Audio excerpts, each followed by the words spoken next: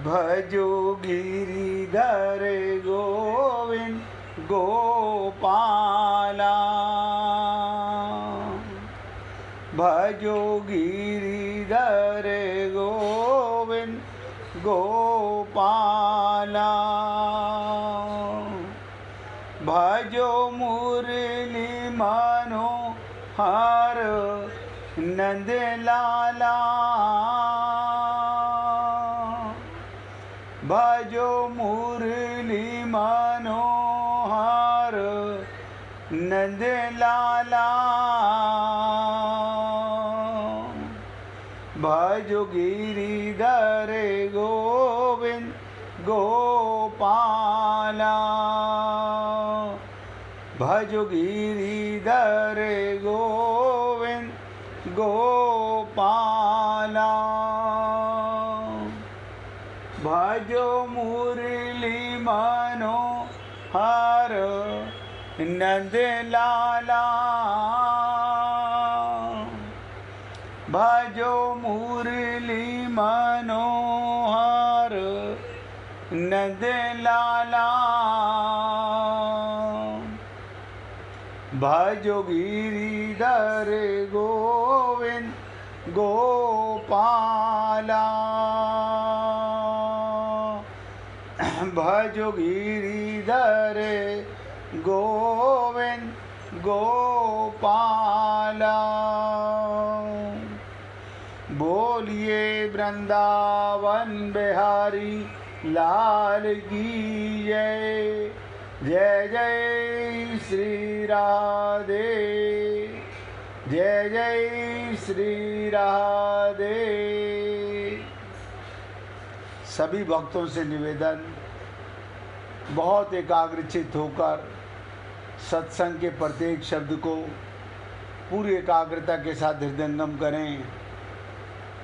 जब सब भगवत प्राप्ति करना चाहते हैं, सब अपना कल्याण करना चाहते हैं, तो कुछ बातें भगवान की भी सुननी और माननी चाहिए।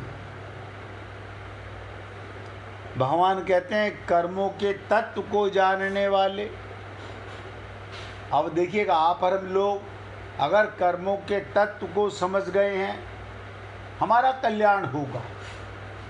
भगवान हमारी तारीफ कर रहे हैं, कहते हैं जो मनुष्य कर्म में अकर्म को देखता है और जो अकर्म में कर्म को देखता है, वो मनुष्यों में बुद्धिमान है। वो योगी है, वो संपूर्ण कर्मों के करने वाला कृतकृत्य है।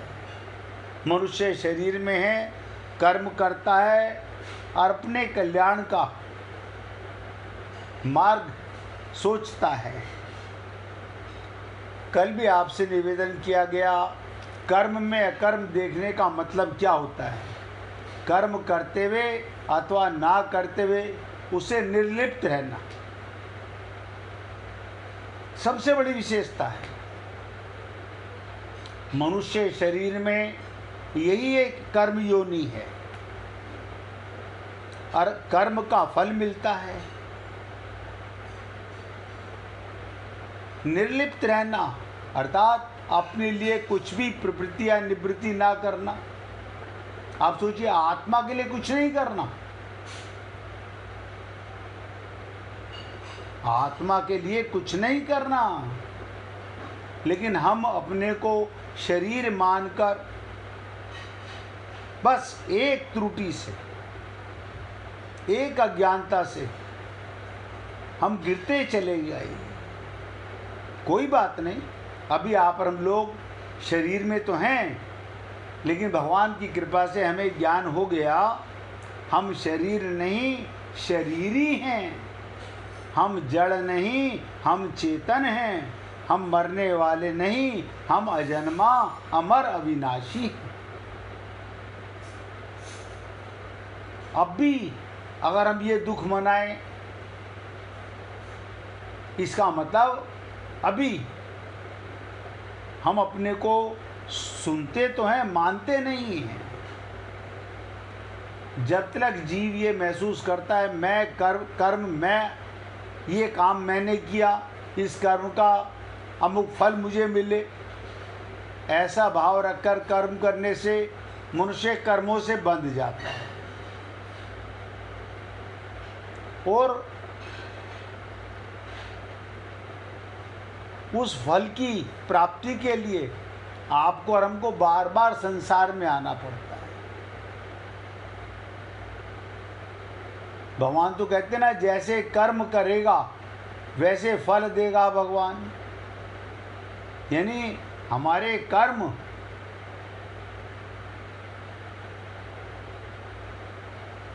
अभी अकर्म नहीं है, फल की इच्छा लेके कर्म कर रहे हैं।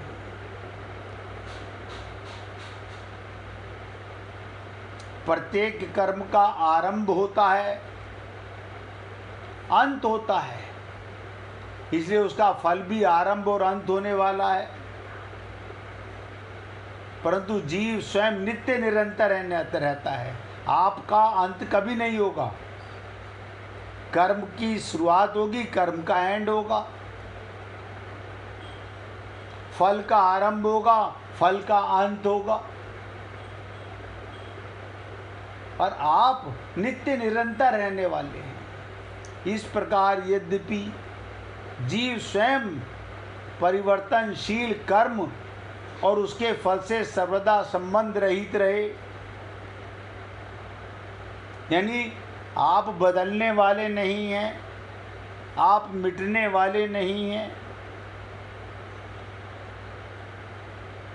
तो संसार की किसी चीज से भी, किसी कर्म से भी, किसी फल से भी, जो कर्म समाप्त होने वाले, जो फल समाप्त होने वाले, आपका क्या संबंध है? आपका संबंध किससे होना चाहिए? जो सदा था, सदा है, सदा रहेगा, जिसमें कभी कोई परिवर्तन नहीं आता। राधे राधे जी। जिसमें कभी कोई परिवर्तन नहीं आता। आप सोचिएगा, हमें ऐसा लगता है हम में परिवर्तन आ रहा है, हम पहले बच्चे थे, फिर जवान हो गए, अब बूढ़े हो गए हैं, एक दिन मर जाएंगे, ये अज्ञानता है। सबने, भगवान ने सबको बराबर मौका दिया है। ऐसा कोई नहीं है जिसे भगवान ने अपनी प्राप्ति का मौका ना दिया। लेकिन कौन उलझा हुआ है और कौन सुलझा हुआ है? कौन उलझा हुआ है और कौन सुलझा हुआ है? आप और हम लोग एक त्रुटि से, अज्ञानता से अपना कल्याण नहीं कर रहे हैं। भगवान की कृपा से मिले हुए इस शरीर से भगवत प्राप्ति के लिए संसार की सेवा और भगवान को पाने का लक्ष्य है। लेकिन ये जीव एक अज्ञानता से, आप ये इतना तो सब समझते हैं, अगर हम अपने को शरीर मानते हैं तो हमारा कल्याण नहीं हो सकता।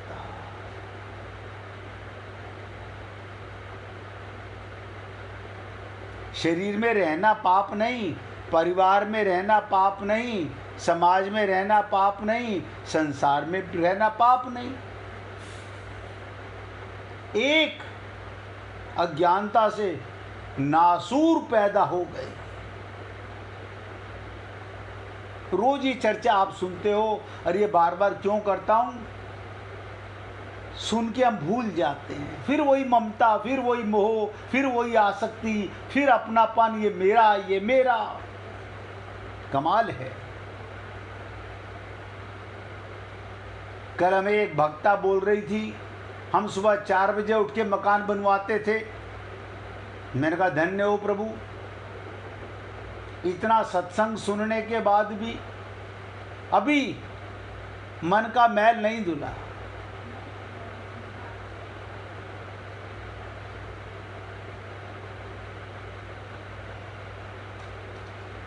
जीव में कोई परिवर्तन नहीं होता, और कर्म और उसके फल सदा मिटते रहते हैं, इनसे हमारा कोई संबंध नहीं है। फिर भी वो फल की इच्छा के कारण हम बंध जाते हैं और बंध रहे हैं, पाप पर पाप किए जा रहे हैं। हमें नजर थोड़ी आएगा हम पाप कर रहे हैं ना। वैश्या गणिका, आप सोचिएगा, वो भगवत प्राप्ति कर गई, उसे आत्मज्ञान हो गया।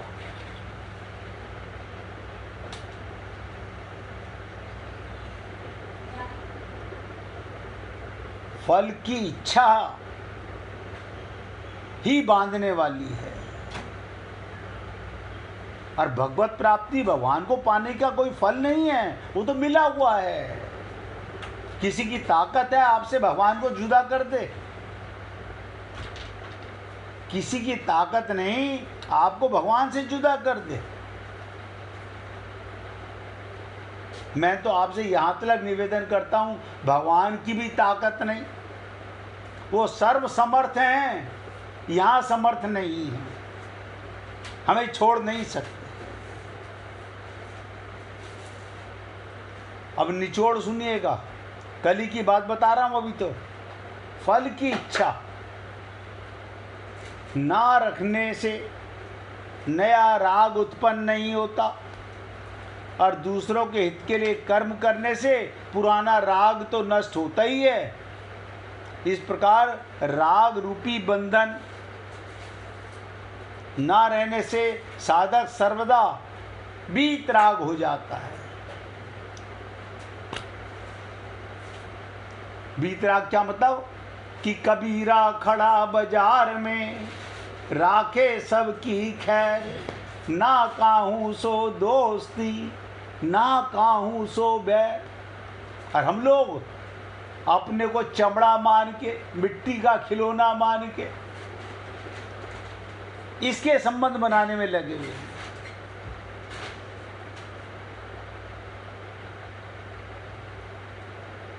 और वीतराग होने से सब कर्म अकर्म हो जाते हैं। यहाँ तक चर्चा कल की गई थी, रिपीट इसलिए करता हूँ क्योंकि आप और हम लोग उलझ जाते हैं बहुत जल्दी। ऐसा नहीं है कि सब उलझे हुए हैं, बहुत से आप ही लोगों में से भक्त ऐसे भी हैं जो सुलझ गए हैं, जिन्होंने संकल्प कर लिया है, अब सर फूटे या माथा, मैंने तेरी राह पकड़ ली। और अभी बहुत ऐसे हैं, नहीं ऐसे आपके कहने से क्या होता है, हमारी ममता तो रहेगी, अज्ञानता तो रहेगी, हम अपने को शरीर तो मानेंगे, तो कोई बात नहीं, मैं प्रयत्न करता रहूँगा जब तक रोग नहीं मिटेगा।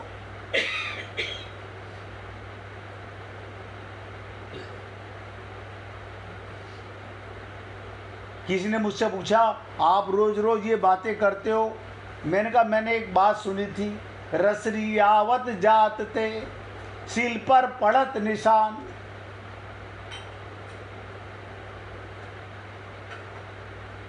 जब पत्थर घिस सकता है तो शायद हमारी अज्ञानता भी मिट सकती है। आती है, ये उबाला लेती है ममता मोह आसक्ति, अज्ञानता बार बार आती है, कूड़ा करकट में अपनापन आता है, लेकिन हो सकता है करत करत अभ्यास के जड़मती हो तो सुजान। अब बहुत ध्यान से सुने और समझने का प्रयत्न करें। जीव का जन्म कर्मों के अनुबंध से होता है। जैसे जिस परिवार में हमने जन्म लिया, उस परिवार के लोगों से ऋण लेने का या देने का, सेवा लेने की या सेवा देने की, ऋण लेने आए हैं या चुकाने आए हैं, किसी से ऋण वसूल करना है अनेक जन्मों में अनेक लोगों से लिया और अनेक लोगों को दिया, पर लेन देन का व्यवहार अनेक जन्मों से चला आ रहा है। इसको बंद किए बिना जन्म मरण से छुटकारा नहीं मिल सकता।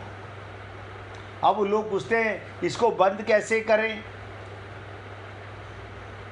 आगे से लेना देना बंद कर दें, अर्थात अपना अधिकार का त्याग कर दें, किसी वस्तु में अपनापन मत करें। अगर कोई पिता ये कहता है मैंने अपनी संतान को ये दिया, कोई बात नहीं, फिर आओगे लेने के लिए, आप देने वाले नहीं हो। मैं चौकीदार था अब तक, बेटा अब तुम चौकीदार हो। देवनहार कोई और है, तासे नीचे नैन।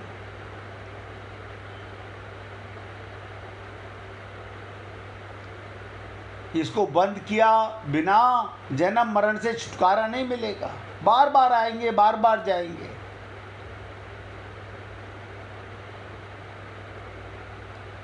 अपना अधिकार खत्म करके सेवा करने लगे। इस प्रकार नया ऋण ना लें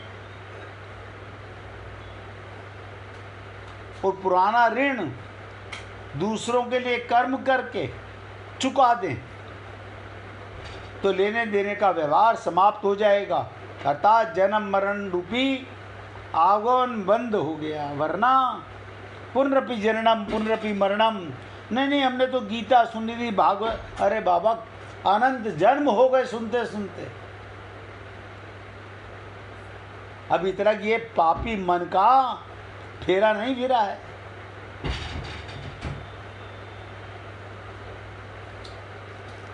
अपने लिए कुछ भी ना करने और ना चाहने से असंगता स्वतः प्राप्त हो जाएगी। अपने लिए कुछ ना करना है, बताओ आप आत्मा के लिए क्या करोगे? सोना तो सोना है, उसके आभूषण बनाओ तो सोना, वो स्त्री के शरीर में आएगा तो आत्मा, कुत्ते के शरीर में आएगा तो आत्मा, गधे के शरीर में आएगा तो आत्मा, पुरुष के शरीर में आएगा तो आत्मा, संत महात्मा के शरीर में आया तो भी आत्मा।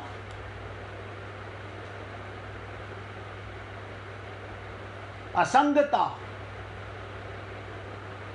कारण कि शरीर, इंद्रियां, मन, बुद्धि, प्राण ये उपकरण है। उपकरण, ये शरीर सेवा के लिए मिला है और इसका सदुपयोग करेंगे तो भगवत प्राप्ति कर जाएंगे। आप सोचिएगा अगर ये शरीर ना मिला होता, मैं आपको सत्संग सुना नहीं सकता था, आप सुन नहीं सकते थे। पशुओं को मंदिर में ले जाओ, वहां पेशाब कर देंगे, उन्हें नहीं पता बेचारों को। जो वो काम करते हैं वो हम भी वही करते हैं, वो भी खाने कमाने में लगे रहते हैं। बस ये कि वो जमा नहीं करते, हम जमा भी करते हैं।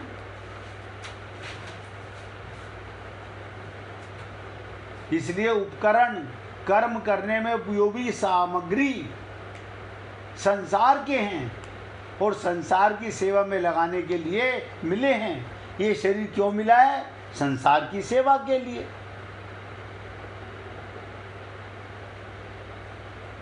अब देखिएगा कितने भक्त लोग हैं, सत्संग सुनने के बाद अपने परिवार में सब में भगवान को देखने लगते हैं।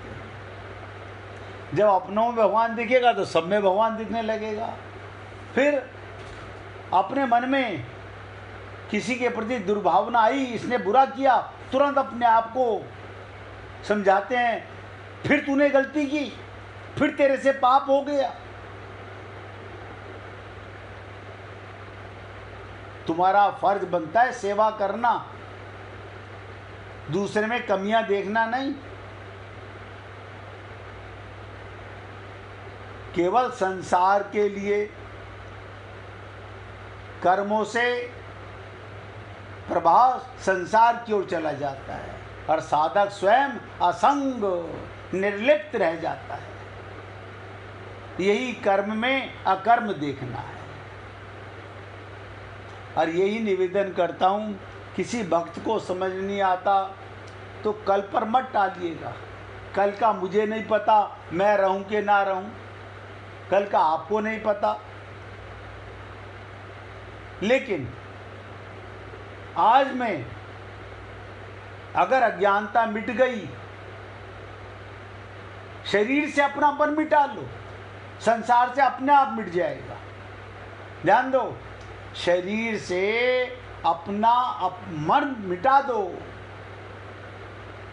सबसे बड़ा अज्ञान है अपने को शरीर मानना, चेतन होते हुए जड़ मानना।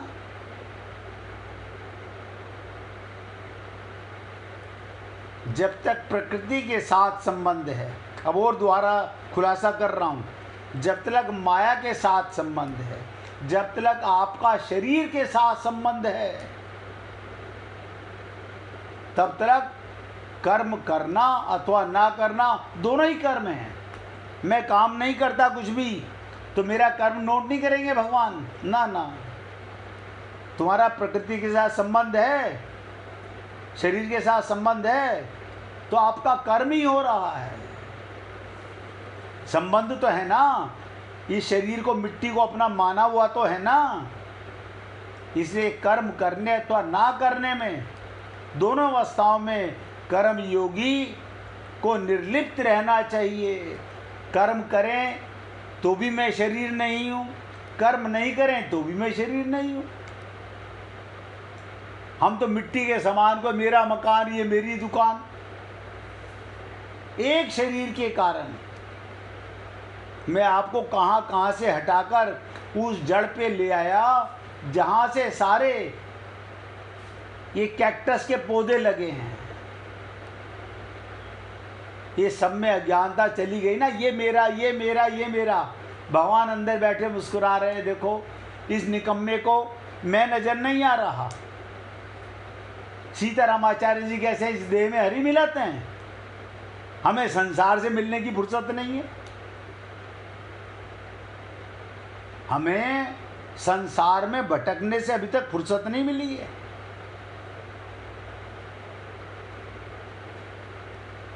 कर्म करने में निर्लिप्त रहने का तात्पर्य क्या, ध्यान से सुनो।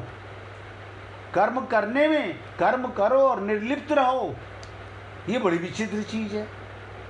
कर्म करने से हमें अच्छा फल मिलेगा, हमें लाभ होगा, हमारी सिद्धि होगी, लोग हमें अच्छा मानेंगे, इस लोक में परलोक में भोग मिलेंगे। इस प्रकार की किसी भी इच्छा का ना होना, किसी भी इच्छा का ना होना।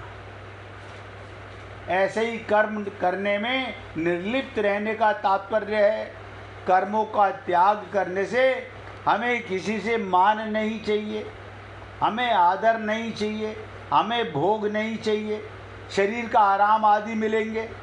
इस प्रकार की किंचन मात्र भी इच्छा ना होना। लोग कहते हैं आज हम रेस्ट करेंगे, तो आप करते क्या हो? सोचो आप क्या करते हो। अगर आपको और हमको सबको पता चल जाए मैं आत्मा हूं, आत्मा तो कुछ करते नहीं, वो तो प्रकाश स्वरूप है, चेतन स्वरूप है, शरीर को प्रकाश देती है, ऊर्जा देती है और कम नहीं होती कभी भी। देखो कैसा प्रकाश है, और कोई बिल नहीं आता।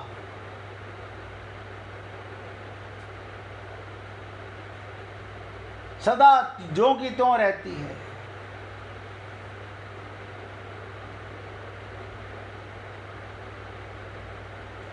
दुख समझकर एवं शारीरिक क्लेश से, भय से कर्म ना करना राजस त्याग है।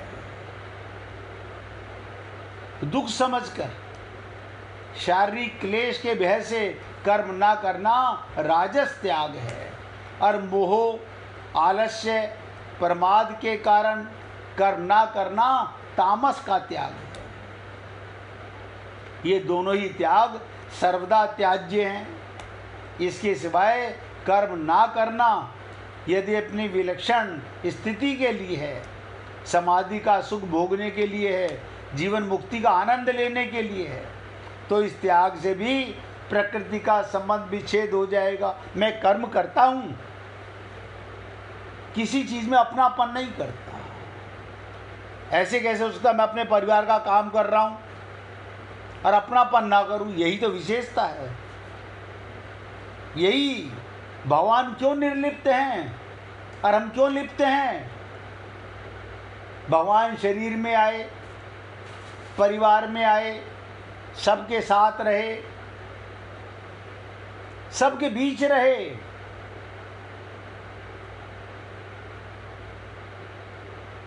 लेकिन निर्लिप्त रहे।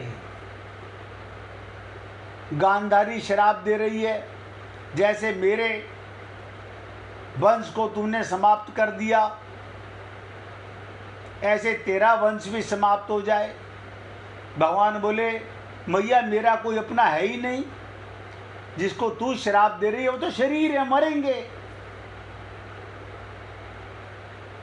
उनसे अपनापन क्या करना। और जो मेरे हैं, मैं चेतन वो चेतन, वो कभी नहीं मरेंगे। और जिनको तू कह रही है कि तेरे पुत्र थे, उनका भी शरीर मरा है, वो आत्मा नहीं मरी है। अब बताओ ऐसे आंखों पर पट्टी बांधने से क्या लाभ मिला? आप और हम लोगों ने भी ममता मोह आसक्ति की पट्टी तो बांध रखी है। हमने आंखों पर नहीं, अपने विवेक पर पट्टी बांध रखी है।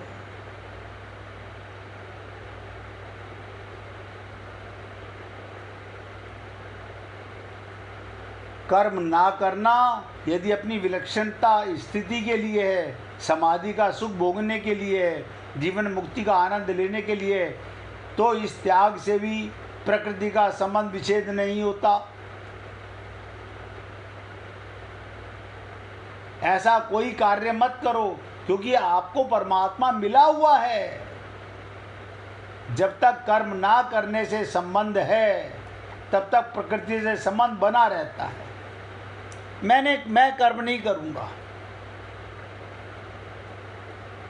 नहीं करूंगा, ये भी कर्म कर रहा है तू। तब तक प्रकृति से संबंध बना रहता है। प्रकृति से सर्वदा संबंध विच्छेद होने पर, सर्वदा संबंध विच्छेद। कर्म योगी कर्म करने और ना करने, इन दोनों अवस्थाओं में जो कहते हो निर्लिप्त रहता है। अब देखिए कमाल की चीज, राजा हरिश्चंद्र राज्य चलाते थे। अब मैंने कई बार सुना जागरण के अंदर ये मूर्ख लोग राजा हरिश्चंद्र की कथा सुनाते हैं, ना तो उनको ज्ञान है इस बात का, और जो सुनने वाले हैं, हाय राम बड़ा पाप हुआ उनके साथ में, ये तो अनर्थ हो गया, किसी का राज छीन लो। लेकिन जो एंड होता है कथा का कि स्वयं नारायण उसके सामने पधार गए कि धन्य हो, राजा होते हुए अहंकार नहीं, और राज छीनने पर कोई दुख नहीं, पत्नी बेटा बेचने पर भी कोई दुख नहीं, शमशान में नौकरी करने का भी कोई दुख नहीं।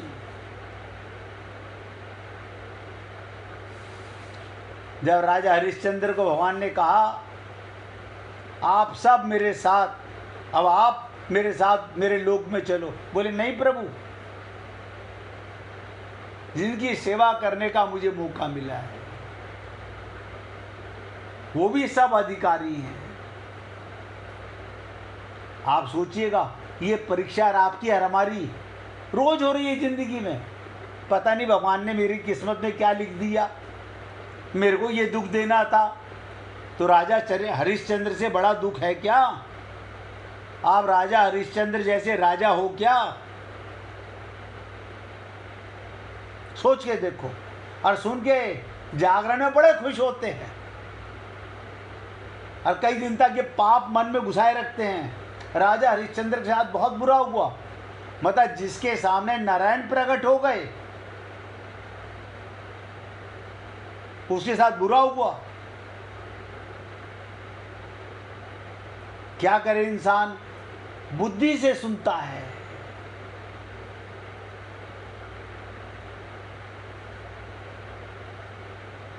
इसलिए कहा गया बिनु सत्संग विवेक न होई, और बिनु विवेक हरि कृपा न होई।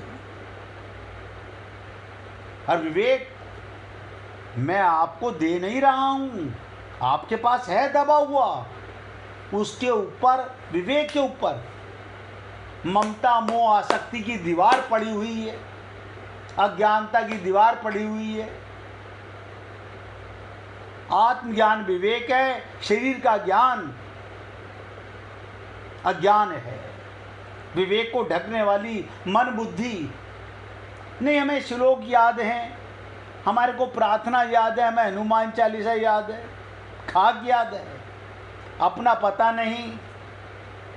ये रट्टू तोते बनने से कुछ नहीं होगा। और मैं तो आप सबको धन्यवाद देता हूं, इतने कड़वे शब्द सुनने के बाद भी आपको भगवान की कृपा का फल मिलेगा। क्यों? आप जागना चाहते हो, भगवत प्राप्ति करना चाहते हो, इस देह को कृतार्थ करना चाहते हो, ये शरीर रूपी उपकरण को सेवा में लगाना चाहते हो। 1 मिनट भगवान का कीर्तन करेंगे, उसके बाद आगे चर्चा करेंगे। हरि बोल हरि बोल हरि हरि बोल।